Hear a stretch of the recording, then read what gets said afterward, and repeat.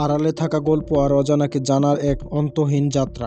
আপনার চারপাশে চেনা জগতের অচেনা অধ্যায়গুলো উল্টে দেখতে আমি আছি আপনাদের সাথে। দেখছেন দ্য কিউরিয়াস মাইন্ড ডায়েরিজ। চলুন আজ ডায়েরির নতুন একটি পাতা খোলা যাক। আপনি কি জানেন বাংলাদেশের এমন একটি জায়গা আছে যেটিকে একসময় বিশ্ববিদ্যালয় বলা হতো, কিন্তু হাজার বছর ধরে তা মাটির নিচে চাপা পড়েছিল। বগুড়ার মহাস্থানগড় থেকে কিছুটা দূরে অবস্থিত বাসবিহার। চীনা পরিব্রাজক হিউয়েন সাং এখানে এসেছিলেন এবং বর্ণনা করেছিলেন যে এখানে 700 বৌদ্ধ ভিক্ষু বাস করতেন। এর স্থাপত্যশীল আজও বিজ্ঞানীদের অবাক করে। এই প্রাচীন শহরটি নিয়ে আপনার মতামত কি? কমেন্টে আমাদের জানান। বাংলাদেশের এমন একটি দ্বীপের কথা কল্পনা করুন যা প্রতি বছর কয়েক মিটার করে সমুদ্রের দিকে এগিয়ে যাচ্ছে।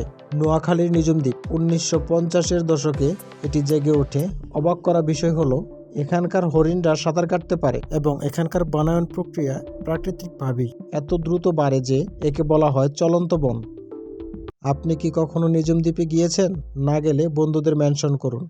বঙ্গোপসাগরের নিচে লুকিয়ে আছে এক বিশাল গিরিখাত, যার গভীরতা আজও প্রায় অজানা। সুন্দরবনের দক্ষিণে অবস্থিত সোয়াচ অফ নো গ্রাউন্ড। এটি পৃথিবীর অন্যতম গভীর মেরিন প্রোটেক্টেড এরিয়া।